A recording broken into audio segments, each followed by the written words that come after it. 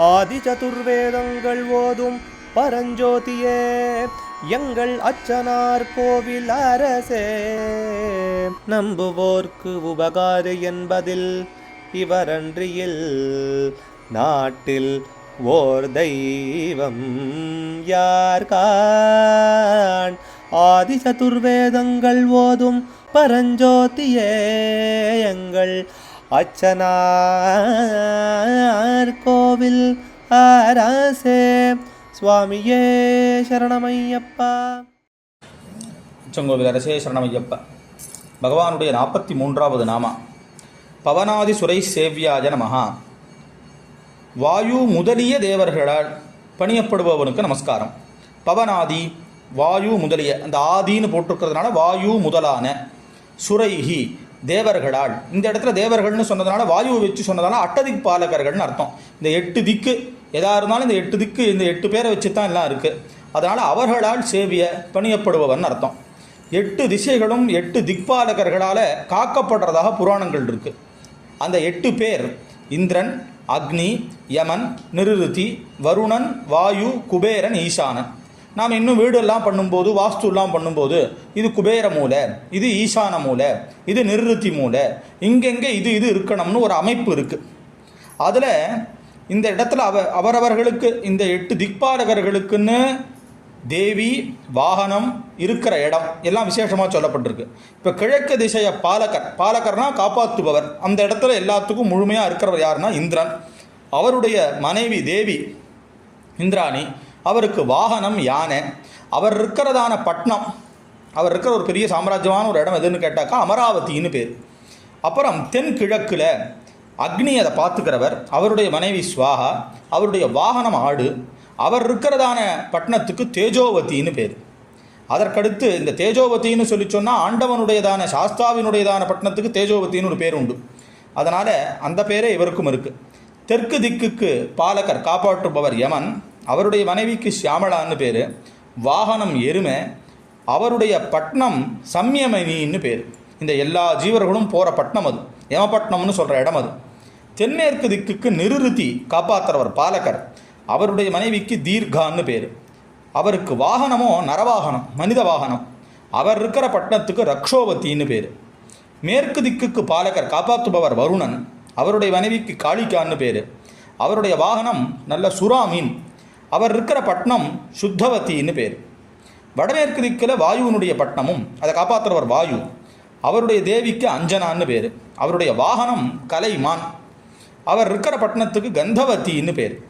கடைசியில் வடக்கில் அதை காப்பாற்றுறவர் குபேரன். அவருடைய மனைவி சித்திரலேகா. அவருக்கு வாகனம் குதிரை. அவர் இருக்கிற பட்டணத்துக்கு தான் அழகாபுரின்னு பேர். கடைசியில் வடகிழக்கில் ஈசானன் இருக்கார்.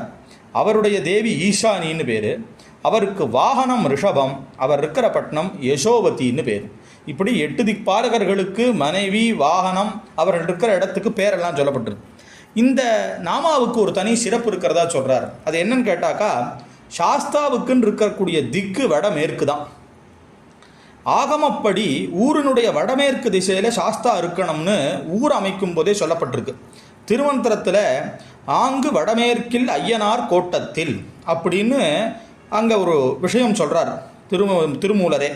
சைவ மகாபுராணம் தேவதாரு மகாத்மியத்தில் சாஸ்தா அவதாரம் 14வது அத்தியாயம் 81, 82 ஸ்லோகங்கள்லையும் இதே விஷயத்தை தஸ்ய வாயவ கோனேச்ச